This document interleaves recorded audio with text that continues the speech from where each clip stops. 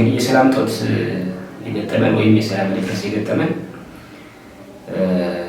በሀሳብ የበላይነት የማያምኑ ታጥቀው በኃይል ስልጣን ላይ ለመምጣት ያሰቡ ኃይሎች ለፈጠሩት የትጥቅ ትግል ነው። በዚህ ምክንያት የሰላም እጦት ገጥሞናል። ይሄ የሰላም እጦት በከፍተኛ ሁኔታ ህዝቡን ጎድቷል፣ አጎሳቅሏል፣ ኢኮኖሚያዊ ድቀትም አድርሶበታል። ይህ ሲሆን መንግስት ከመጀመሪያውም ጀምሮ የሀሳብ ትግል ላይ መቆም አለብን፣ በሀሳብ ትግል ላይ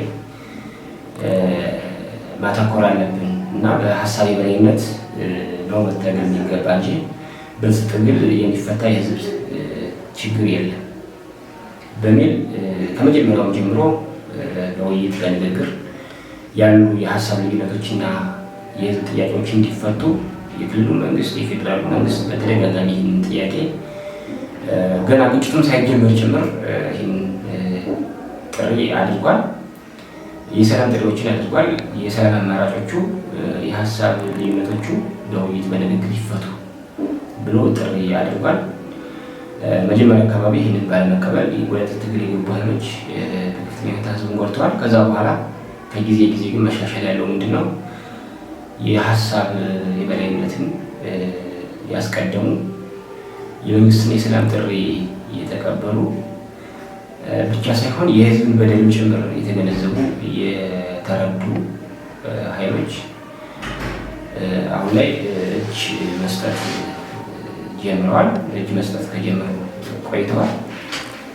እንግዲህ እጅ የሚሰጡ ኃይሎች የመጀመሪያው ህዝቡ ሰላሙን የሚጠብቅለት ኃይል ሲፈልግ እና ህዝቡ የሰላም ጥያቄ ማንሳት ሲጀምር እና ብቻ ሳይሆን ህዝቡ የሰላም ጥሪውን የሰላም አማራጭን ለምንድን ነው የማትቀበሉ ጥያቄ ማንሳት ሲጀምር ህዝብ የተገነዘቡ የተገነዘቡ የህዝብን ሰላም የሚነሱ ኢኮኖሚያዊ ተጠቃሚነቱን የሚገጡ ህዝብን የሚዘርፉና የሚያግቱ ኃይሎች እየተበራከቱ ሲመጡ እና የህዝብ ስቃይ እየበዛ ሲሄድ የሰላም ጥሪውን የሚቀበሉና የሀሳብ ትግል ላይ መቆም አለብን ብለው የሚያምኑ ኃይሎች በከፍተኛ ሁኔታ አሁን ላይ እጅ እየሰጡ ናቸው።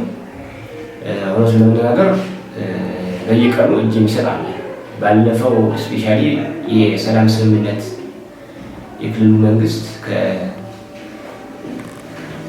ይህን ኃይል ሲመሩ ከነበሩ የጽንፈኛ አመራሮች ጋር ወይም የፋኖ አመራሮች ጋር ያደረገው የሰላም ስምምነት በኋላ በየቀኑ እጅ የሚሰጥ ኃይል ሁሉም አካባቢዎች ላይ ያሉ እጅ የሚሰጡ ኃይሎች በቡድንም በተናጠልም በከፍተኛ ሁኔታ ዞናችን ላይ እጅ የመስጠት እንቅስቃሴዎች አሉ። ስለዚህ እነዚህ ኃይሎች የህዝባቸውን በደል ተረድተው የያዙትን ትግል አዋጭነት ገምግመው አዋጭ አለመሆኑን አውቀውና ተገንዝበው የሰላም ጥሪውን በመቀበል እጅ የሚሰጡ ኃይሎች በየጊዜው እየተበራከቱ መጥተዋል። አሁንም ጫካ ያሉ ኃይሎች እጅ እንዲሰጡ እጅ የሰጡ ኃይሎችን ጭምር አብረው እየሰሩ እያገዙ ያሉ ሁኔታዎች ናቸው ያሉ። እጅ የሰጡ ኃይሎችን በምናወያይበትም ሰዓት የሚያነሱት ምንድን ነው? በዋነኛነት የህዝብ ስቃይ ከዚህ በላይ መሄድ የለበትም። ህዝቡ በከፍተኛ ሁኔታ በሰላም ወጥቶ መግባት ተቸግሯል። በሰላም ተንቀሳቅሶ ሰርቶ መግባት ተቸግሯል። ካለው ላይ መጨመር ሳይሆን ያለው ጥሪት እየበላ ጥሪቱን እያጣ ያለ ህዝብ ነው። ስለዚህ የህዝባችን ስቃይ ለመቀነስ የህዝቡን በደል ለማሳጠር እጅ መስጠት እና በሀሳብ የበላይነት መታገል ምርጫችን አድርገናል ብለው በከፍተኛ ሁኔታ እጅ እየሰጡ ነው። ሌሎችም እጅ እንዲሰጡ ከመንግስት ጎን ነው እያገዙ ናቸው። የዋናው መነሻቸው የህዝቡን ስቃይ በመረዳት የህዝቡን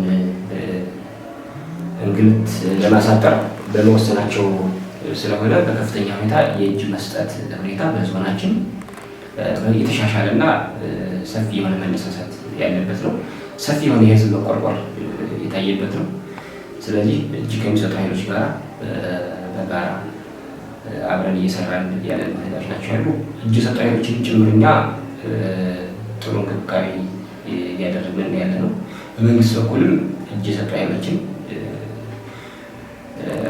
ወደ ማቋቋም ጭምር ያለው ተነሳሽነት ዘላቂ በሆነ መንገድ የማቋቋም ተነሳሽነቱ ከፍተኛ ነው። በዚህ መንገድ ይህንን የተረዱ ኃይሎች በየቀኑ እጅ እየሰጡ ያለበት ሁኔታዎች ናቸው ያሉና አሁን ባለው ሁኔታ በዞናችን ሰፊ የሆነ የሰላም ስምምነቱን ምክንያት በማድረግ እጅ መስጠት፣ የሰላም አማራጭን መከተል፣ አብሮ ለህዝቡ ሰላም መስራት በሰፊው የሚታይበት ዞን እንደሆነ ነው መግለጽ የምፈልገው። ሁሉም ወረዳዎች እና አብዛኞቹ ቀበሌዎች በመንግስት መዋቅር አገልግሎት እያገኙ ምናልባት ከትናንቱ በተሻለ መንገድ የልማትና የመልካም አስተዳደር ስራዎች እየተሰሩ ያሉበት ሁኔታዎች ናቸው ያሉ። ከአሁን በፊት እንደምናውቀው ከፍተኛ የሆነ የልማትና የመልካም አስተዳደር ስራዎች እንዲሁም የማህበራዊ ዘርፍ ተግባራትን ጭምር የተስተጓጎሉበት ሁኔታዎች የነበሩ ቢሆን አሁን ላይ ግን እነዚህ ስራዎች በተሳለጠ መንገድ ሁሉም አካባቢ አገልግሎት መስጠት የተጀመረበት ሁኔታዎች ናቸው ያሉ። በተለይ በዚህ ዓመት የተሻሻለ ሰላም አለ ብለን የምንወስደው ከትምህርት ገበታ ርቀው የነበሩ ተማሪዎችም ጭምር በደስታ ወደ ትምህርት ቤት ተመልሰው ትምህርት ቤቶችም አካባቢ የመማር ማስተማር ስራውን ጭምር የተጀመረበት ዓመት ስለሆነ ዞናችን ላይ በአንጻራዊ መንገድ የሰላምና ማረጋጋት ስራው በተገቢው መንገድ እየተሰራ ነው፣ እየተረጋጋ ያለ ሁኔታ ነው ያለውና በአጠቃላይ ዞናችን ሲታይ ከጊዜ ጊዜ ያደገ ከጊዜ ጊዜ የተሻሻለ የሰላም ሁኔታ የሚታይበት ዞን ነው ብሎ መውሰድ ይቻላል። እየታዩ ያለው መሬት ላይ ያለው ሁኔታ ይሄ ነው ማለት ነው። ህዝቡም በከፍተኛ ሁኔታ የሰላም ፍላጎት ያሳየበትና ለሰላም መስራት የጀመረበት፣ ለሰላም መጋፈጥ የጀመረበት በየትኛውም መመዘኛ ሰላም ለማናችንም ያስፈልጋል። ሰላም ደግሞ የሚመጣው በአንድ ወገን በመስራት ብቻ ሳይሆን የሁላችን ተሳትፎ ሲኖርበት ነው ብሎ ገፍቶ ራሱ ለሰላም መስራት የጀመረበት ወቅት ላይ በመሆናችን በአጠቃላይ ዞናችን ከጊዜ ጊዜ መሻሻል ያለው ከመሻሻል ያለፈ እድገት ያለው የሰላም ሁኔታ እየታየበት ያለ ዞን ነው ብሎ መውሰድ ይቻላል ማለት ነው። አሁን እጅ የሚሰጡ ኃይሎች አንደኛ የመንግስትን የሰላም ጥሪ እና ስምምነት ምክንያት አድርገው በእርግጥም መንግስት የህዝብ ጥያቄዎችን ካዳመጠ የምናነሳቸውን ጥያቄዎች ከመለሰ ህዝባችንን ከዚህ በላይ ማሰቃየት የለብን ብለው ተረድተው የመንግስትን የሰላም ጥሪ የመንግስትን የሰላም ስምምነት ታሳቢ አድርገው እጅ የሚሰጡ ናቸው። ሌላኛው መንገድ ደግሞ የህዝብን ስቃይና በደል የተረዱ ናቸው ማለት ነው። አሁን ላይ ትግሉ ህዝቡን እየበላ ነው በከፍተኛ ሁኔታ ማለት ነው። ህዝቡን እየበላ ነው፣ በህዝቡ ላይ ጫና እያደረሰ ነው። ይህንን በመረዳት ከዚህ በላይ ህዝብን መበደል የለብንም። ምክንያቱም የህብረተሰቡን የኢኮኖሚ ተጠቃሚነቱን የሚገጡ ህዝብን የሚዘርፉና የሚያግጡ ኃይሎች በከፍተኛ ሁኔታ ተበራክተዋል። ይህ ደግሞ የራሳቸውን ቤተሰብ ጭምር ለችግር ያጋለጠና ለዚሁ የዳረገ እንደሆነ ተረድተዋል ማለት ነው። ስለዚህ አንድ የመንግስትን የሰላም ጥሪ መቀበል አለብን፣ ሁለት የህዝባችንን ስቃይ ማሳጠር ይጠበቅብናል። ለዚህ ደግሞ አሁን ያለው አማራጭና አሁን ያለው በር መፍትሄ የሰላምን ጥሪ ተቀብሎ እጅ ሰጥቶ የሀሳብ ልዩነቱን ካለ ከመንግስት ጋር ፊት ለፊት እየተነጋገሩ የህዝብን ጥቅም ማስጠበቅ ይቻላል። ከትግል ይልቅ ይህኛው ነው አዋጭ የሚል ግምት ወስደዋል። በሌላ መንገድ ደግሞ በትጥቅ ትግል የትም መድረስ እንደማይቻል ጭምር ተገንዝቧል። አሁን ላይ የክልሉ መንግስትን በለው የፌዴራል መንግስትን በኃይል በትጥቅ ትግል ከስልጣን መግፋት እንደማይቻል ጭምር ተረድተዋል። ስለዚህ በዚህ መንገድ የህዝቡን ስቃይ የተረዱ እና ደግሞ መንግስትንም በኃይል መግፋት እንደማይቻል ያወቁ ኃይሎች የሀሳብ ትግልን እና የሰላም አማራጭን ቅድሚያ ማድረግ አለብን ብለው ወስነው የሚመጡ ናቸው። አሁንም በነገራችን ላይ በዚህ ጉዳይ ላይ የሚደባበሉም ጭምራል። ብንመጣ የህዝባችን ጥያቄስ እንዴት ይመለሳል፣ ለእኛስ ምን አይነት አቀባበል ታደርጉልናላችሁ ብለው ጥያቄ አቅርበው በዛ መንገድ የተግባቡ ከኛ ጋር ጭምር ኮሚኒኬት አድርገው በሀሳብ ስንግባባ ወደ ሰላም አማራጭ የሚመጡ እጅ የሚሰጡ ኃይሎች በርካታ ናቸው እና እጅ የመስጠት ሀሳቡ በዚህ መንገድ ነው ማለት ነው። አንድ በኃይል መንግስት መሆን እንደማይቻል ተረድቷል። ይህ ኃይል ሁለት የህዝብን ስቃይ ተረድቷል። የህዝብን ትንፋሽም የህዝብን ድምፅም አዳምጧል። ምናልባትም ሁለት ጊዜ መሳሳት የለብንም ብለው ጭምር የሚያነሱ ኃይሎች አሉ። ከዚህ በኋላ ሁለት ጊዜ መሳሳት ነው። ከአሁን በፊት ተሳስተናል፣ ተናግረናል። ከዚህ በኋላ ግን አንድ ህዝቡን ማዳመጥ አለብን፣ ሁለት የመንግስትን የሰላም ጥሪ መቀበል አለብን ብለው አስበው ወደ ሰላም የሚመጡ ስለሆነ ከመጡም በኋላ ስናወያያቸው የሚያነሱ ይህን ነው ማለት ነው። እንዲሁም ከመጡ በኋላ የሚያሳስባቸው ይህ ኃይል ከዚህ በላይ መሄድ የለበትም፣ ይህ ኃይል ወደ ሰላም መምጣት አለበት ብለው አልመውና አትኩረው የሚሰሩ ኃይሎች አሉና እጅ መስጠት እሳቤውና እንቅስቃሴው ከዚህ የመነጨ እዚህ ጋር ተያይዞ በቀሪዎች ወደዚህ ወደ ሰላም የተቀበሉት አሁን ጫካዎች ምንድን ነው አሁን ያላቸው አቋማቸው ስለሆናቸው እንዴት ነው የምትረዱት? ከዚህ በመነሳትም የምታደርጉት የሰላም ጥሪ ተጠናክሮ እንዲቀጥል እንግዲህ አሁን ጫካ ያለው የጽንፈኛ የተሳሰሰብን አንግቦ የሚንቀሳቀሰው ኃይል አሁን ያለው ቁመና እኛም ባልናገረው እሱም በደንብ ይረዳዋል ብዬ አስባለሁ። ምክንያቱም መንግስትን በኃይል ማስወገድ እንደማይቻል ራሱም አደማድሟል። ይህንን በውስጡም ይገመግማል ብዬ አስባለሁ። በየትኛውም መመዘኛ በትክክል ግን ይህን መንግስትን መግፋት መንግስትን ማስወገድ እንደማይቻል ተረድቷል። ስለዚህ ይህንን ኃይል የመንግስትን ኃይል በኃይል መገዳደር የማይችል መሆኑን እኛም ተረድተናል። ቁመናውን በዚህ ደረጃ የሚያሳይ ነው ማለት ነው። ስለዚህ ይህ ኃይል የመንግስትን አቅም በተገቢው መንገድ ይረዳል ብዬ አስባለሁ። መንግስትን የመቋቋም አቅምም የስነ ልቦና ሁኔታም የለውም። አንዳንዶቹ ካፈርሁ አይመልሰኝ ጫካ ላይ ሆነው ምናልባት የሰላም አማራጭ ለመቀበልም ጭምር የሰሩት ወንጀል ወደ ሰው ፊት የማያመጣቸው ሆኖ ካልተረዱ በቀር መንግስትን በኃይል ማስወገድ እንደማይቻል ተረድተዋል። ቁመናቸውም በዚህ ደረጃ ያለ ነው። የስነ ልቦና ሁኔታቸውም ይህንን ይነግራል። አሁን ያለን ክትትልና ያለን አጠቃላይ ሁኔታ የሚያስረዳን ይህንን ነው ማለት ነው። ከትናንትና በፊት ስልክ ለማናገር ፈቃደኛ ያልሆነው ብቻ ሳይሆን ደውሎ የሚያንገራግረውና የሚሳደበው የሚዝተው ሁሉ ዛሬ ላይ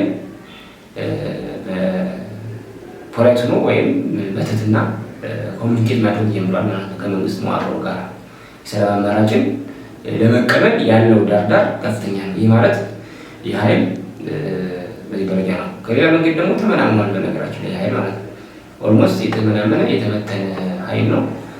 ይህ ኃይል በቁመናም በስነ ልቦናም አሁን ላይ የመንግስትን መዋቅር የሚቋቋምና የሚገዳደር ኃይል አይደለም። በተጨባጭ ያለው ቁመና ማለት ነው ያለው አማራጭ እና ህዝብን መካስ፣ ህዝብን ይቅርታ መጠየቅ እና ከመንግስት ጋር አብሮ መስራት፣ ለመንግስት እጅ መስጠትና ለህዝቡ የመልካም አስተዳደር ጥያቄዎቹ፣ የማህበራዊ ዘርፍ ልማቶቹ እና የኢኮኖሚያዊ ልማቶቹ አጋዥ መሆን እና አቅም መሆን ብቻ ነው አማራጭ እንጂ በኃይል ከመንግስት ጋር መገዳደር የሚችል አቅምም የለውም የሚል ግምገማ ያለ። መልካም። እዚህ ጋር ተያይዞ የመጡት አንድ ትልቅ በር ከፋሽ ናቸው እያስባለሁ ለሚመጡት ወይም ላልመጡት ማለት ነው። እና ከዚህ ጋር ተያይዞ በተጨባጭ መንግስት ምንድን ነው ለመጡት እያደረገ ያለው ድጋፍና ክትትል እንዲሁም በስነ ልቦና ሊሆን ይችላል፣ ኢኮኖሚካል ሊሆን ይችላል፣ ሌሎች ዘርፎችን ሌሎችን እንዲመጡ አንድ በር የሚከፍት ስለሆነ ምንድን ነው እየተደረገ ያለው ድጋፍና ክትትል? የመጀመሪያው እጅ የሰጡ ኃይሎች በመንግስት በኩልም በህዝቡ በኩልም እንደ ጀግና የሚቆጠሩ ናቸው። በነገራችን ላይ አሁን ባለው ተጨባጭ ሁኔታ ማለት ነው። ይሄ ከልብ ነው በነገራችን ላይ ማለት ነው። እጅ የሰጡት ሁለት ጊዜ ላለመሳሳት የወሰኑ ጀግኖች ናቸው። እነዚህ ኃይሎች በህዝቡም ዘንድ ጀግኖች ናቸው፣ በመንግስት ዘንድም እንደ ጀግና የሚቆጠሩ ናቸው። ምክንያቱም ሁለት ጊዜ ሳይሳሳቱ የህዝብን ጥቅም ያስቀደሙ፣ የህዝብ ስቃይ፣ የህዝብ የልማት እና የመልካም አስተዳደር ጥያቄ ከዚህ በላይ በዚህ ኃይል ምክንያት መስተጓጎል የለበትም ብሎ ያመኑ ኃይሎች ስለሆኑ በህዝቡም ዘንድ በመንግስትም ዘንድ እጅ የሰጡ ኃይሎች እንደ ጀግና የሚቆጠሩ እንክብካቤ የሚደረግላቸው ኃይሎች ናቸው። በዘላቂነት ለማቋቋም እነዚህ ኃይሎች መንግስት ሰፊ ስራ ይሰራል። የመጀመሪያው የስልጠና ማዕከላት ላይ ተግባቦትን የሚፈጥሩ እውነታን የሚያስረዱ የስልጠና ፕሮግራሞች ተዘጋጅተው ከአሁን በፊት ተሰጥተዋል። በሁለት ዙር ቀጣይ ይሰጣል ማለት ነው። በዚህ ስልጠና ማግስት ደግሞ መጠነኛ ማቋቋሚያዎች ይሰጣሉ።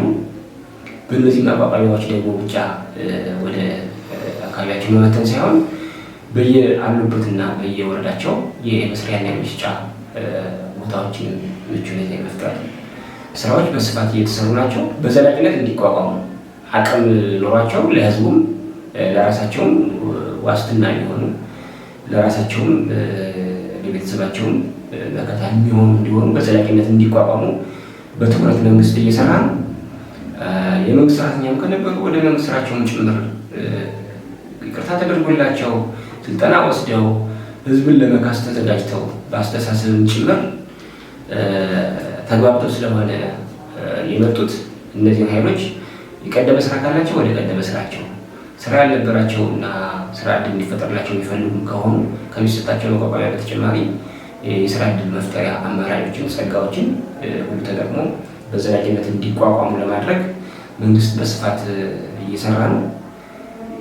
ይሄ በጥብቅ ክትትል የሚደረግበት ነው በነገራችን ላይ ማለት ነው። እኛም በየዕለቱ በሳምንት አንድ ጊዜ ከአሁን በፊት ስልጠና ወስደው ወደ ማህበረሰቡ የተቀላቀሉ የስራ አማራጭ የተቀበሉ ኃይሎች አሁን ያሉበት ደረጃ ምንድን ነው? ምን ያህል የስራ እድል ተፈጠረላቸው?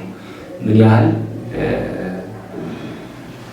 ራሳቸውን ለማቋቋም ምን ደረጃ ላይ ናቸው የሚለው በጥብቅ ክትትል የሚደረግበት ስለሆነ በዚህ መንገድ ሁልጊዜ እንክብካቤው በዘላቂነት ለማቋቋም እየተሰራ ያለበት ሁኔታዎች ናቸው ያሉ። ቀጣይም በዚህ መንገድ ለመስራት የክልሉ መንግስት ልክ እንደ ዞንም በቁርጠኝነት እየተሰራ ነው ማለት ነው። እንግዲህ የህዝቡ የልብ ትርታ የመጀመሪያው ህዝቡ በከፍተኛ ሁኔታ የሰላም ፍላጎት ያለው መሆኑን ተረድተናል እና ደግሞ መንግስት ሰላም እንዲያረጋግጥለት መንግስት በሰላም ጉዳይ ትኩረት ሰጥቶ እንዲሰራ በከፍተኛ ሁኔታ ማሳሰብ የተቻለበት ሁኔታዎች ናቸው ያሉ። ይህ ብቻ ሳይሆን ህዝቡ ላይ የተረዳ ነው። በከፍተኛ ሁኔታ በአካባቢ ላይ የተፈጸሙ አሰቃቂ ወንጀሎች፣ እገታዎች፣ ዘረፋዎች፣ ግድያዎች በሰላም ተንቀሳቅሶ መስራት አለመቻል እነዚህ በከፍተኛ ሁኔታ ህዝቡ በስፋት ያነሳቸውና እነዚህም ለመንግስት የቤት ስራ የሰጠበት መድረኮች ናቸው የተካሄዱት። ምናልባትም መንግስትን ጭምር ገፋ ብሎ የቤት ስራ የሰጠበትና የወቀሰበት መድረኮች ናቸው ብዬ አስባለሁ። ለምን በዚህ ደረጃ ዝም ተባለ? መንግስት አቅም ፈጥሮ ከዚህ በላይ ሂዶ የሰላማችን ማረጋገጥ ነበረበት የሚል ሀሳቦችን በስፋት ያነሱበት ነው። ከዚሁ ጎን ለጎን በቀጣይም ቢሆን ብሎ ለመንግስት እና ለመንግስት የጸጥታ ኃይል ህግ እንዲያስከብርለት ሰላሙን እንዲያረጋግጥለት በስፋት ጥያቄውን እየጠየቀበትና ያነሳበት መድረኮች ነበሩ። ይህ ብቻ አይደለም፣ የልማት ፍላጎትን ጭምር ያለው መሆኑን በሁሉ መድረኮች ተረድተናል። እዚህ አካባቢ ውሃ ያስፈልገናል፣ ከዚህ አካባቢ የጤና ተቋማት ያስፈልጉናል፣ ከዚህ አካባቢ ትምህርት ቤቶች፣ ኮሌጆች ያስፈልጉናል፣ ከዚህ አካባቢ መንገዶች ያስፈልጉናል። እነዚህን ስራዎች ለማሳለጥ ደግሞ ሰላም ያስፈልገናል። እነዚህን ጥያቄዎች ስንጠይቅ በራሳችንም አይናችን እያየ የወደሙብንም አሉ። የጤና ተቋማት ወድመዋል። አምቡላንስ የለንም በሰላም እጦቱ ምክንያት። ትምህርት ቤቶች ወድመዋል። የውሃ ተቋማት ጥገና የሚያስፈልጋቸው መጠገን አልቻሉም። የተጀመሩ የመሰረተ ልማት ስራዎችም ባሉበት የቆሙና የተስተጓጎሉ ናቸው። እነዚህ እንዲያልቁ እንዲጨርሱ እንፈልጋለን። ለዚህ ደግሞ ሰላም መረጋገጥ መቻል አለበት።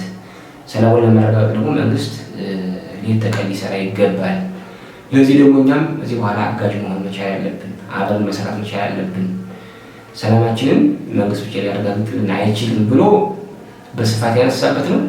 ከመድረኮቹ ልዩ የሚያደርገው ራሱን ጭምር ማህበረሰቡ ራሱን ሊወቀስበትም ያየበትም እርስ በርሱ ምዕራፉ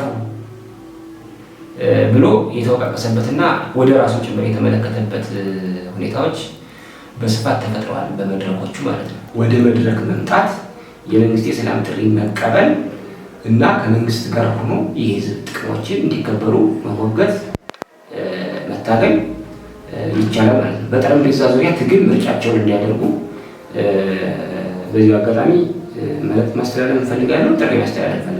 የሰላም አማራጩን ተቀብለው ለህዝባቸው ሰላም፣ ለቤተሰቦቻቸው ሰላም፣ ለአካባቢያቸው ሰላም እንዲተጉ እንመክራለን፣ ጥሪ እናስተላልፋለን። ከእነዚህ ኃይሎች የሚጠበቀው የሰላም ጥሪው መቀበል አንዱ የሚጠበቅባቸው እንደሆነ በዚሁ አጋጣሚ ማንሳት እፈልጋለሁ ማለት ነው። ጥያቄዎችን ጨርሻለሁ። ማለት የሚፈልጉት ካለ መልካም። እንግዲህ ማለት የምፈልገው መጪው ወራቱ የበዓላት ወቅት ነው። የገና በዓል አለ፣ የጥምቀት በዓላት አሉ። እነዚህ በዓላት ደግሞ የአደባባይ በዓላት ናቸው። በስፋት ህዝብ በጋራ ሆኖ ያከብራቸው በዓላት ናቸው። ስለዚህ በቀጣይ በበዓላት ወቅት የእርድ እንስሳት በስፋት ወደ ገበያ የሚወጡበት ወቅት ነው። የእርድ እንስሳት በብዛት ወደ ገበያ የሚወጡበት ወቅት ዘራፊዎች አሉ፣ ሌቦች አሉ፣ አጭበርባሪዎች አሉ። ከነዚህ ማህበረሰቡ መጠንቀቅ አለበት። የጸጥታ መዋቅሩም እነዚህን ኃይሎች በትኩረት መከታተልና ለማህበረሰቡ ደህንነት መስራት ይጠበቅበታል። በስፋት ግብይት የሚፈጸምበት ወቅት ስለሆነ አታላዮች፣ አጭበርባሪዎች በከፍተኛ ሁኔታ የህገወጥ የብር ኖቶችን ጭምር ወደ ገበያ የሚሰራጩበት ሁኔታዎች ስላሉ ህብረተሰቡ ከዚህ መታለል እንዲጠነቀቅ በዚሁ አጋጣሚ መልዕክት ማስተላለፍ እፈልጋለሁ። ይህ ብቻ ሳይሆን የህዝብ በዓላት በሚከበሩበት ወቅት አሁንም ማህበረሰቡ በዓላትን በባለቤትነት የሃይማኖት በዓላት ናቸው። እነዚህ የሃይማኖት በዓላት ሲከበሩ ማህበረሰቡ የኔ የራሴ ነው ብሎ በዓላቶቹ በሰላም እንዲጠናቀቁ የበዓሉን ድባብ የሚቀይሩ ነገሮች እንዳይፈጠሩ በዓሉን መንከባከብ፣ ከመንግስት የጸጥታ ኃይሎች ጎን ሆኖ በዓሉን በሰላም እንዲያልፍ በጋራ መስራት ይጠበቅበታል። ስለዚህ